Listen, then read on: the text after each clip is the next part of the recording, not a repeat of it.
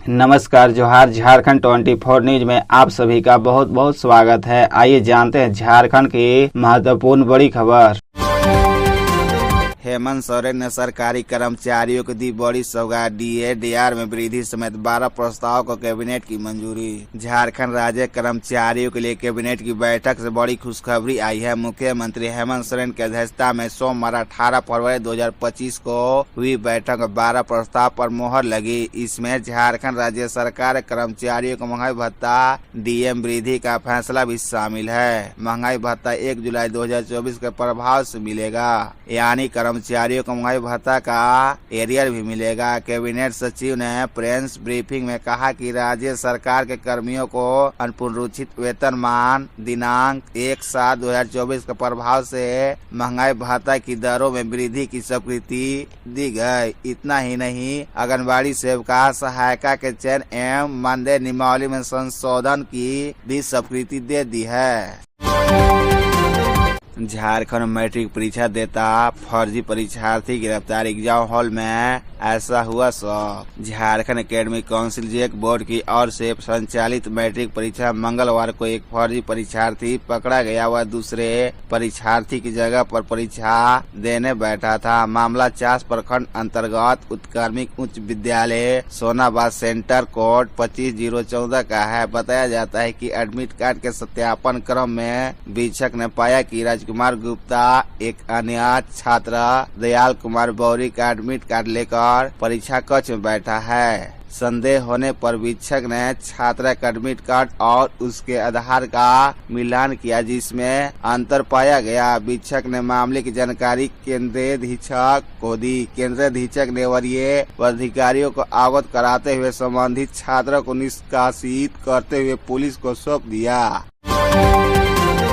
धनबाद में बड़ा हादसा। कुंभ स्नान कर लौट रहे श्रद्धालुओं से भरी बस की ट्रक से टक्कर, 1 दर्जन लोग घायल। धनबाद में दर्दनाक सड़क हादसा हुआ है। मंगलवार को प्रयागराज से महाकुंभ स्नान कर लौट रहे श्रद्धालुओं से भरी बस गोविंदपुर के तेतुलिया में दुर्घटनाग्रस्त हो गई। इस घटना में पश्चिम बंगाल के हल्दिया के रहने वाले 1 दर्जन लोग बुरी तरह से घायल हो गए। स्थानीय लोगों की मदद से सभी को धनबाद के SNMMCH अस्पताल में भर्ती कराया गया, जहां पर सभी का इलाज चल रहा है। जानकारी के मुताबिक पश्चिम बंगाल के मेदिनीनगर हल्दिया के रहने वाले लोग एक टूरिस्ट बस से प्रयागराज संगम स्नान करने गए थे। वापसी के दौरान गोविंदपुर के तेतुलिया में बस चालक ने खड़ी ट्रक को पीछे से टक्कर मार दी, जिससे बस में बैठे 1 दर्जन से ज्यादा लोग घायल हो गए। श्रद्धालुओं ने बताया कि ड्राइवर को आंख लगने के कारण यह हादसा हुआ। बस में करीब 68 लोग सवार थे।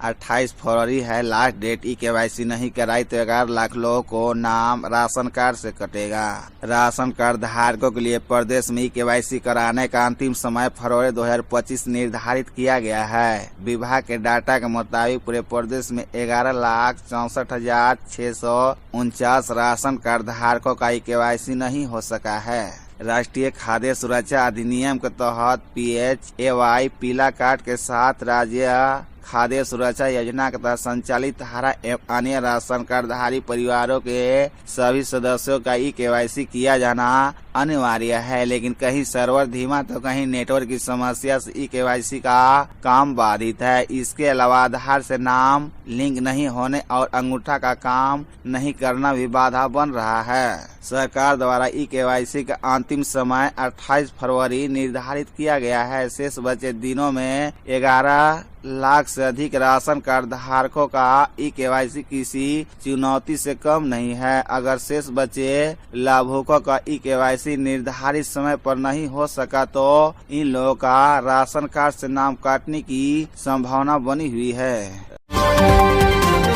झारखंड के किन किन जिलों में 19 और 20 फरवरी को होगी बारिश। मौसम विभाग ने जारी किया अलर्ट। पश्चिमी विक्षोभ के कारण झारखंड में मौसम के बदलाव की संभावना जताई गई है। मौसम वैज्ञानिकों ने 19 और 20 फरवरी कई जिलों में बारिश के आसार जताए हैं। 22 फरवरी से मौसम पूरी तरह साफ हो जाएगा। मौसम विभाग ने इसे लेकर येलो अलर्ट जारी किया है। वही न्यूनतम तापमान में भी अगले 2 दिनों के दौरान चढ़ेगा।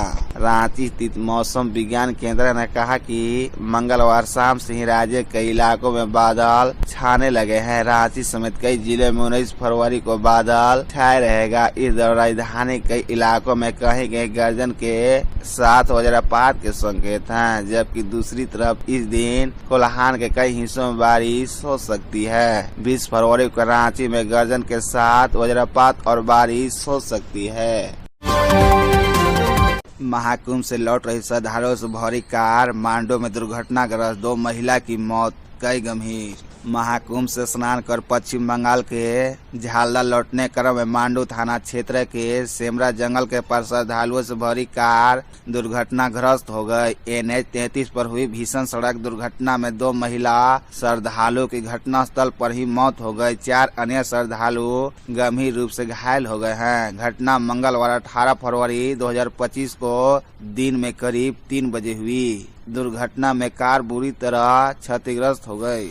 स्थानीय लोगों ने बताया कि कार संख्या W56T 7408 में सवार लोग महाकुंभ प्रयागराज में स्नान करने के बाद अपने घर झालदा लौट रहे थे। मांडू थाना क्षेत्र के सेमरा जंगल के समीप NH 33 पर पहले से खड़े ट्रक को कार ने पीछे से दौड़ टक्कर मार दी। घटनास्थल पर ही 2 महिला श्रद्धालुओं की मौत हो गई। कार में सवार एक महिला समेत 4 लोग गंभीर रूप से घायल हो गए। मांडू पुलिस ने सभी को उपचार के लिए सदर अस्पताल रामगढ़ भेज दिया। सभी 4 श्रद्धालुओं की हालत चिंताजनक बताई जा रही है।